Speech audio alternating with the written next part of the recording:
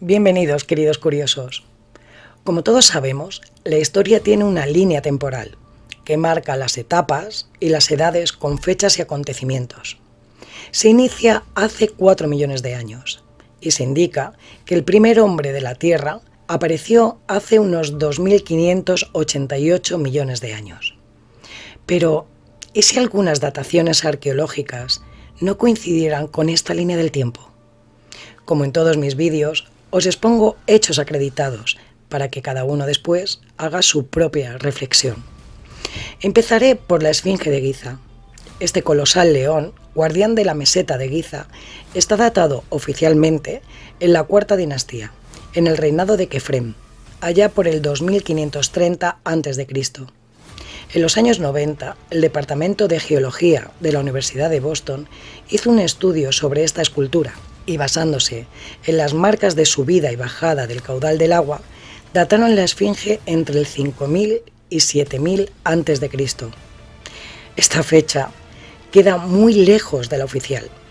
La teoría de la Universidad de Boston fue que pudo haber una civilización prefaraónica que existió en esta zona y que después la civilización egipcia pudo acomodar esta escultura grandiosa a su cultura, añadiéndole a la Esfinge una barbilla, ojos, el tocado faraónico. Se piensa que las pirámides de Giza también pudieron ser obra de esta desconocida civilización, porque se asemejan bastante a la Esfinge, en lo colosal de su arquitectura. Pero las dataciones de carbono 14 de las pirámides no son muy concluyentes ni exactas. Unos estudios hablan de unas fechas parecidas a la de la Esfinge, y en cambio otros las sitúan unos 300 o 400 años antes del reinado de Keops.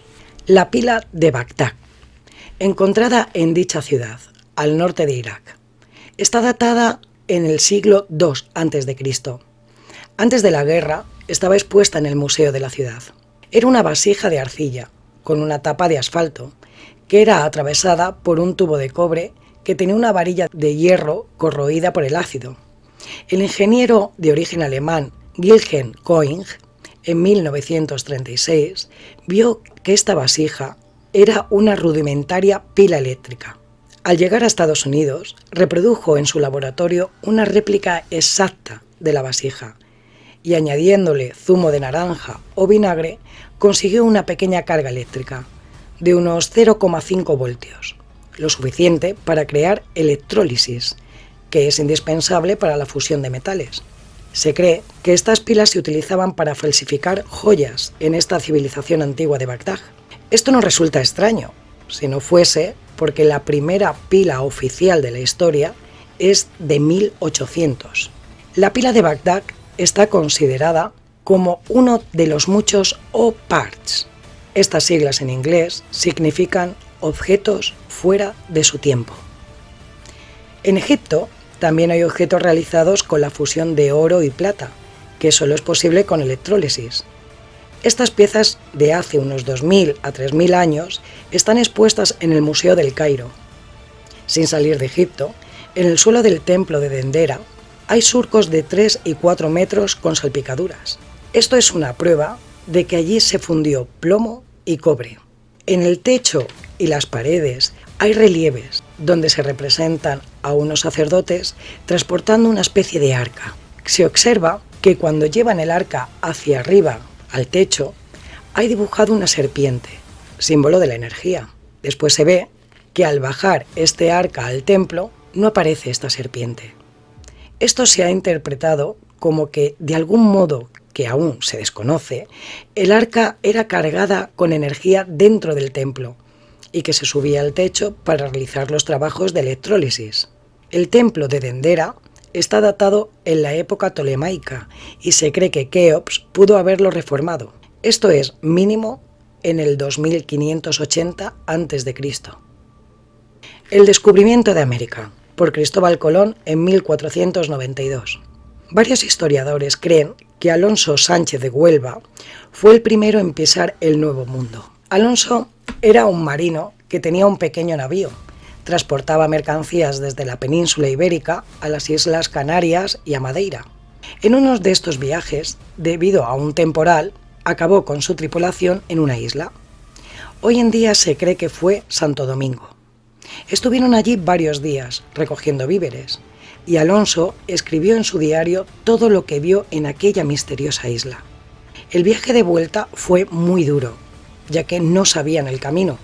Muchos hombres de la tripulación murieron en el viaje. Cuando por fin Alonso llegó a España, estaba muy enfermo. Se dice que Colón lo acogió en su casa y que fue allí donde Alonso reveló a Colón su descubrimiento de aquellas Indias occidentales y que incluso le llegó a dar unos mapas donde se indicaba cómo llegar a esas tierras lejanas. En las crónicas del viaje de Colón de 1492 se cuenta que la tripulación le tenía por un adivino, ya que sabía con antelación cosas que nadie conocía y parecía anticiparse a lo que se iban a encontrar. También hay que añadir a esta historia que en la lápida del Papa Inocencio VIII hay una inscripción en latín donde se lee: «Suya es la gloria del descubrimiento del nuevo mundo». Esto no sería extraño si no fuese porque Inocencio VIII murió a últimos de julio de 1492, 8 días antes de que Colón zarpara del puerto de Palos rumbo a América.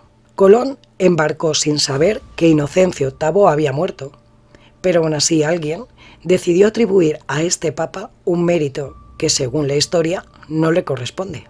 Le hubiera correspondido en todo caso a su sucesor, el papa Alejandro VI, que fue quien pactó con los reyes católicos el reparto americano. Entonces, ¿a qué se debe dicha inscripción? ¿Es un error? ¿O realmente Inocencio VIII ya sabía algo sobre el Nuevo Mundo?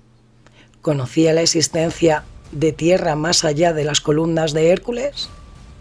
Estos hechos son un ejemplo de otros muchos que, aunque han sido probados, datados y documentados, se han quedado al margen de la historia ortodoxa, ya que, si se incluyeran, tendríamos que tal vez reescribirla de nuevo.